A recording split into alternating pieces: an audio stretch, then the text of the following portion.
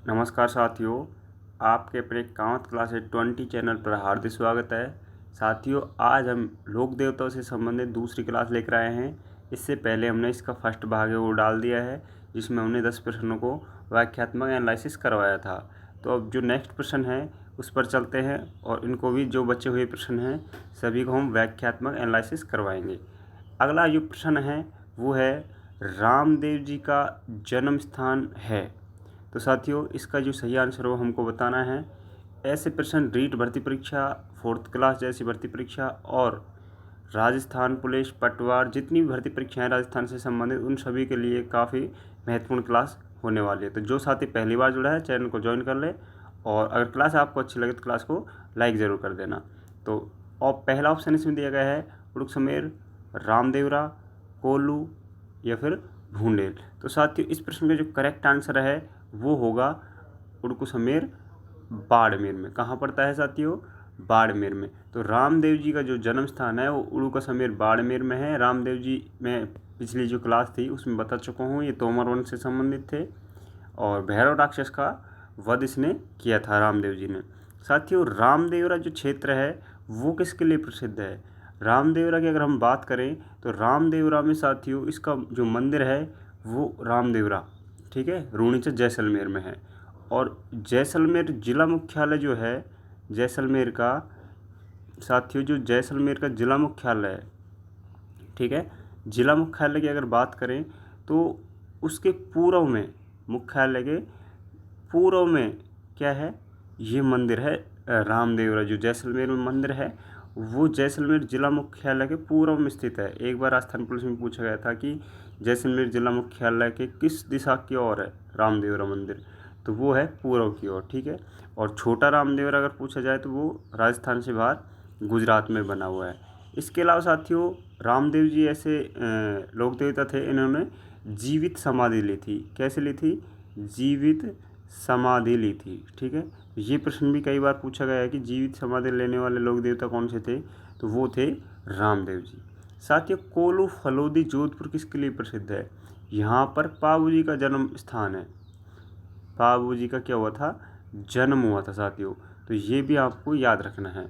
भूंडेल नागौर में किसका जन्म हुआ था साथियों? तो भूंडेल नागौर में हुआ था हड़बू जी का। किसका हुआ था? इस योग मैं पिछली क्लास में इनके बारे में चर्चा कर चुका हूँ। जिसने भी साथी ने पिछली क्लास नहीं देखी वो प्लेलिस्ट में जाकर देख सकता है साथियों। राजस्थान लोक देवता की क्लास काफ़ी अच्छी क्लास है जो आपके लिए बहुत ही लाभदायक है और इसके डिस्क्रिप्शन में उसकी लिंक मिल जाएगी। और साथ ही हमारे टेलीग्राम चैनल को ज्वाइन कर लेना, उसकी लिंक भी डिस्क्रिप्शन में आपको मिल जाएगी। चलते हैं नेक्स्ट प्रश्न पर। साथियों, अगला प्रश्न काफ़ी अच्छा है जो हर बार एग्जाम में आपको देखने को मिलता है ऐसे प्रश्न। नेक्स्ट प्रश्न पूछा गया है, कामड़िया पंथ की स्थापना किसने की? रामदेव जी, पाबू जी, गोगा जी, मांगलिया, मेहा जी। तो साथियों, काफ़ी अच्छा प्रश्न है। कई बार ऐसा प्रश्न एग्जाम में आपको देखने को मिलेगा। अगर आप प्रीवियस पेपर को हल करते हैं तो कामड़िया पंथ कई बार प्रश्न रिपीट हुआ होगा हर एग्जाम में लगभग। तो इस प्रश्न का जो सही उत्तर है वो है साथियों रामदेव जी। कौन सा ऑप्शन सही होगा? रामदेव जी। इसके अलावा साथियों एक रचना इन्होंने रची थी, उसका नाम है 24 बणियाँ। क्या है? 24 बणियाँ। और ये रचना के बारे में हम पहले डिस्कस कर चुके हैं, तो आप वो पिछली क्लास ज़रूर देख लेना। 24 बणियाँ नामक रचना किसकी है? तो ये है साथियों रामदेव जी की। इसके अलावा एक महत्वपूर्ण फैक्ट ये है रामदेव जी के बारे में कि राजस्थान में सभी लोक देवी देवताओं की बात कर रहा हूँ मैं, सभी देवताओं में, ठीक है, राजस्थान के सभी लोक देवताओं में अगर बात करें सबसे लंबा गीत किसका है, तो सबसे लंबा जो गीत है साथियों वो किसका गाया जाता है? वो रामदेव जी का गाया जाता है। सबसे, राजस्थान की बात कर रहा हूँ लोक देवताओं में, ठीक है। तो सबसे लंबा गीत है रामदेव जी का। तो काफ़ी अच्छा प्रश्न है, ऐसा प्रश्न एग्जाम आपको देखने को मिल सकता है। चलते हैं नेक्स्ट प्रश्न पर। अगला प्रश्न पूछा गया है, तेरह ताली नृत्य कौन सी जाति के लोग करते हैं? तो साथियों, तेरह ताली का जो नृत्य है वो किस जाति से संबंधित है हमको बताना है। गरासिया, कामड़, भोपे या भील। तो अच्छा प्रश्न है। तो इस प्रश्न का जो करेक्ट आंसर है साथियों वो है कामड़ जाति। किस जाति के लोग इस नृत्य को करते हैं? वो करते हैं साथियों कामड़ जाति। महिलाओं द्वारा ये नृत्य द्वारा किया जाता है। तो साथियों 13 तारे नृत्य की बात करें तो ये जो नृत्य है, ये अगर प्रसिद्ध जिला पूछा जाए किस जिले से संबंधित है तो वो है पाली। किससे संबंधित है? 13 ताली जो नृत्य है वो है पाली जिले से। ठीक है, तो ये फैक्ट भी आपको ध्यान रखना है। तो साथियों आपको क्लास अच्छी लग रही है तो क्लास को लाइक करें, अपने दोस्तों के साथ शेयर करें और चैनल को सब्सक्राइब जरूर कर लें, क्योंकि यहाँ पर साथियों Rajasthan police, REET, 4th grade जैसी जो भर्ती परीक्षाएं हैं इन सभी के लिए करंट अफेयर्स की क्लास भी देखने को मिलेगी। और प्रत्येक टॉपिक वाइज राजस्थान के प्रत्येक जितने भी टॉपिक हैं टॉपिक वाइज आपको टेस्ट सीरीज देखने को मिलेगी, जो आपके लिए बहुत ही लाभदायक। और जितने भी प्रीवियस पेपर हैं उन सभी को यहाँ पर व्याख्यात्मक एनालिसिस करवाया जाएगा। तो साथियों क्लास पर पहली बार आप चैनल पर आए हैं तो इसको ज्वाइन जरूर कर लेना। नेक्स्ट प्रश्न है, इसमें पूछा गया है राम सपीर के बारे में असत्य कथन कौन सा है। तो साथियों राम सपीर के बारे में जो असत्य कथन है वो हमको बताना है। इनके पिताजी मतलब रामदेव जी की बात हो रही है, अजयपाल हैं, माता मैना दे हैं, पत्नी नैतल दे हैं, गुरु गोरखनाथ है। तो कौन सा कथन है जो गलत है? तो साथियों असत्य कथन की बात करें तो इनके जो गुरु थे वो गोरखनाथ नहीं थे। तो इनके गुरु कौन थे साथियों? वो थे बालीनाथ जी, बालीनाथ। तो इसके गुरु का नाम क्या नाम था साथियों? बालीनाथ। चलते हैं नेक्स्ट प्रश्न पर। अगला प्रश्न जो पूछा गया है वो काफ़ी अच्छा प्रश्न है, एग्जाम में कई बार रिपीट भी हुआ है। तो साथियों जो प्रश्न बार बार आते हैं उनको आप नोट जरूर कर लेना, क्योंकि ऐसे प्रश्न बार बार रिपीट होते हैं। तो प्रश्न पूछा गया है कि राणंगदेव भाटी के विरुद्ध लड़ते हुए कौन से लोक देवता वीर गति को प्राप्त हुए? मांगल्य मेहाजी, तेजाजी, देवनारायण जी या पाबू जी? तो साथियों सही उत्तर है वो हमको बताना है। तो इस प्रश्न का जो करेक्ट आंसर है साथियों वो क्या होगा? ये है मांगलिया मेहाजी।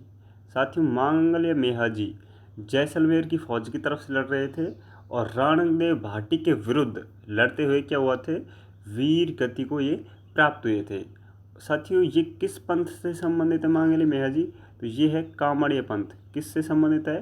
कामड़िया पंथ। साथियों कामड़िया पंथ से दीक्षित थे और इनके जो घोड़े का नाम था वो मैं कई बार आपको बता चुका हूँ, वो था किरण काबरा।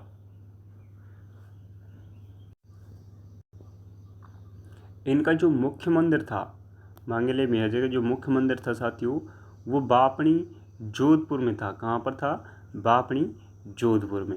ये कुछ फैक्ट हैं, इनको भी आप नोट कर लेना। चलते हैं नेक्स्ट प्रश्न पर।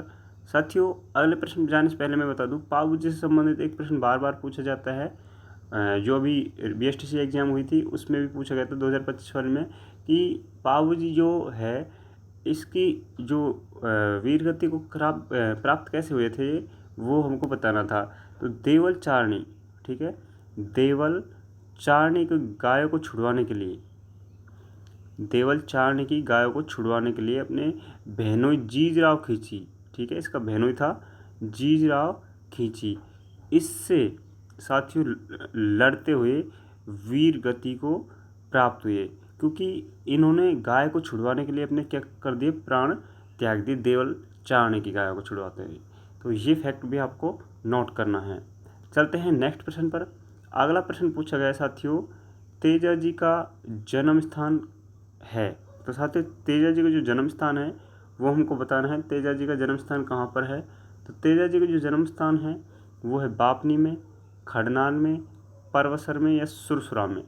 तो साथियों तेजा जी का जन्म हुआ था परबतसर नागौर में। कहाँ पर? सॉरी परबतसर नागौर नहीं, खड़नाल नागौर में। खड़नाल कहाँ पर पड़ता है साथियों?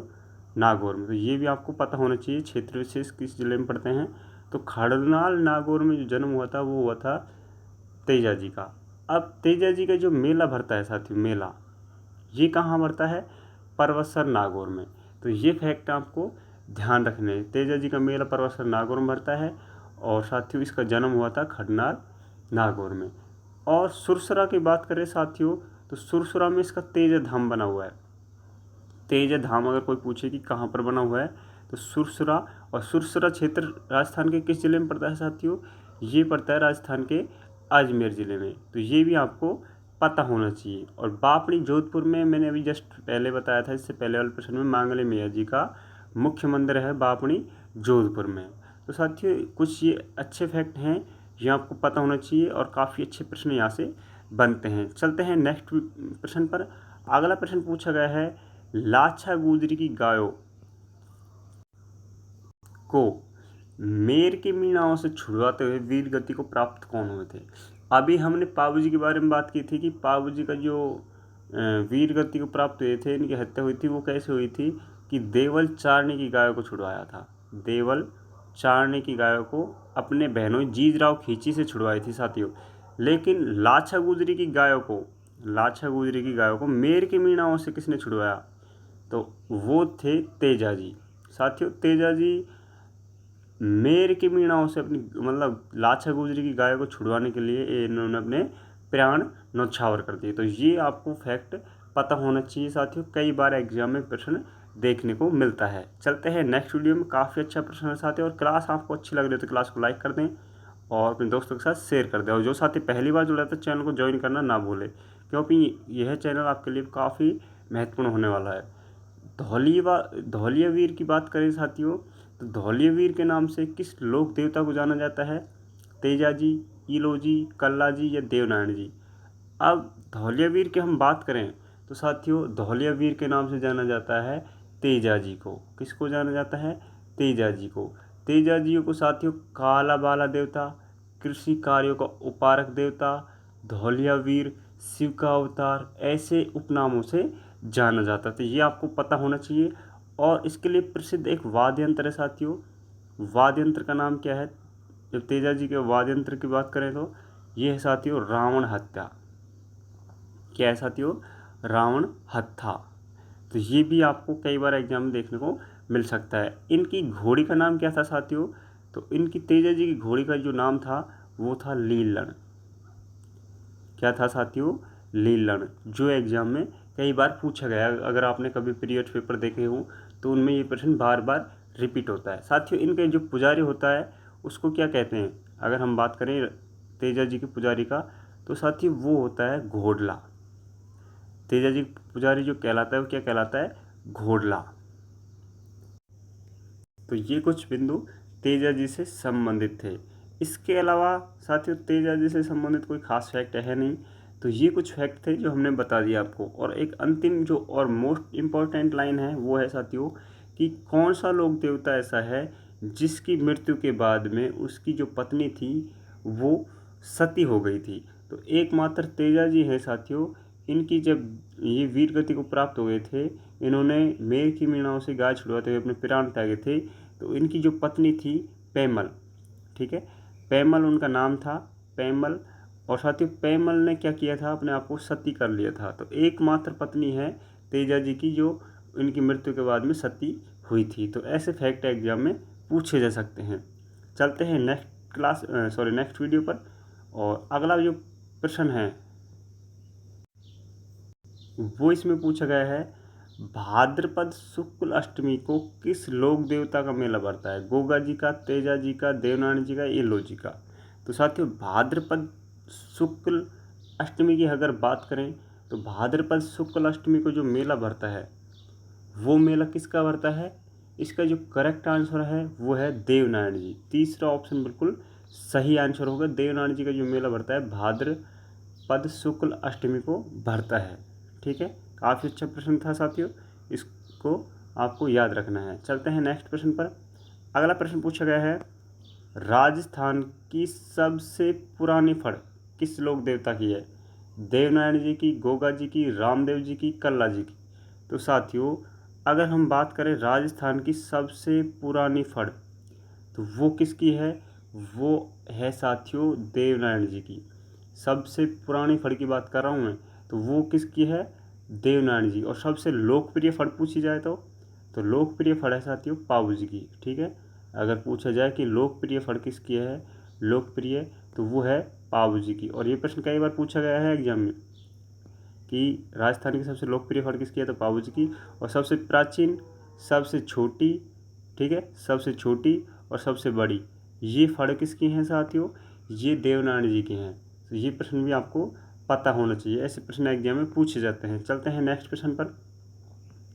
अगला जो प्रश्न पूछा गया है साथियों, वो पूछा है कि देवनारायण जी का मुख्य मंदिर स्थित है। तो साथियों देवनारायण जी के मुख्य मंदिर की बात करें तो दुगारी में है, देवधाम जोधपुरिया में, या आसिद भीलवाड़ा में। तो इसका जो सही उत्तर है वो है मुख्य मंदिर आसिद भीलवाड़ा में। तो आसिद जो क्षेत्र पड़ता है भीलवाड़ा जिले में पड़ता है। साथियों दुगारी किसके लिए प्रसिद्ध है, तो दुगारी जो स्थान है, पहली बात तो ये आपको मैं बता दूं, दुगारी पड़ता है बूंदी जिले में। और साथियों यहाँ पर तेजा जी का क्या है, तेजा जी का एक पवित्र स्थल है। ठीक है, तेजा जी का अगर पवित्र स्थल की अगर बात करें तो ये कहाँ पड़ता है, तेजा जी का पवित्र स्थल ये पड़ता है दुगारी बूंदी जिले में। ठीक है, और आसिद भीलवाड़ा में मुख्य मंदिर है देवनारायण जी का। तो ये कुछ फैक्ट हैं, ये भी आपको पता होना चाहिए। और देवधाम जोधपुरिया में क्या है साथियों, तो देवनारायण जी का दूसरा मंदिर अगर पूछा जाए, मुख्य मंदिर जो पहला मंदिर है वो कहाँ पर है, आसिद भीलवाड़ा में, लेकिन दूसरा मंदिर पूछा जाए तो वो कहाँ पर है, देवधाम जोधपुरिया। ये कहाँ पड़ता है साथियों, ये टोंक जिले में पड़ता है। चलते हैं नेक्स्ट प्रश्न पर। अगला जो प्रश्न पूछा गया है वो पूछा है साथियों, किस लोक देवता पर 5 रुपये का डाक टिकट जारी हुआ। राजस्थान का एकमात्र लोक देवता है जिस पर डाक टिकट जारी हो, वो कौन सा है। पहला ऑप्शन देवनारायण जी, दूसरा ऑप्शन कल्ला जी, तीसरा ऑप्शन गोगा जी, चौथा है हड़पू जी। तो इसका जो करेक्ट आंसर है साथियों वो है जिस पर डाक टिकट जारी हुआ देवनारायण जी। कौन सा है, देवनारायण जी। 2 सितंबर 1992, ठीक है, 2 सितंबर 1992 में इस पर डाक टिकट जारी हुआ था साथियों 5 रुपये का। ठीक है, तो ये फैक्ट आपको पता होना चाहिए, काफ़ी अच्छा प्रश्न है। और साथियों देवनारायण जी के छाछ राबड़ी का बहुत बहुत ही प्रमुख प्रश्न बनता है, छाछ राबड़ी का भोग। ठीक है, छाछ राबड़ी का भोग किस लोक देवता के लगता है, तो छाछ राबड़ी का जो भोग लगता है साथियों वो लगता है देवनारायण जी। तो ये प्रश्न काफ़ी अच्छा है और सबके लगभग याद भी होगा। चलते हैं नेक्स्ट प्रश्न पर। अगला प्रश्न इससे भी शानदार है कि देवनारायण जी की फड़ के समय किस वाद्य यंत्र का प्रयोग करते हैं, रावण हत्था, कमाचा, पूंगी, जंतर। साथियों इसका प्रश्न काफ़ी अच्छा प्रश्न है और इस प्रश्न का जो सही उत्तर है वो है देवनारायण जी फड़ के समय किसका वाचन किया जाता है, किस वाद्य यंत्र का प्रयोग किया जाता है। तो साथियों वो है, काफ़ी अच्छा प्रश्न है ये, ध्यान रखना, जंतर वाद्य यंत्र जो है इसका प्रयोग किया जाता है देवनारायण की फड़ के समय। चलते हैं नेक्स्ट प्रश्न पर। अगला प्रश्न पूछा गया 4 हाथों वाला देवता कौन है।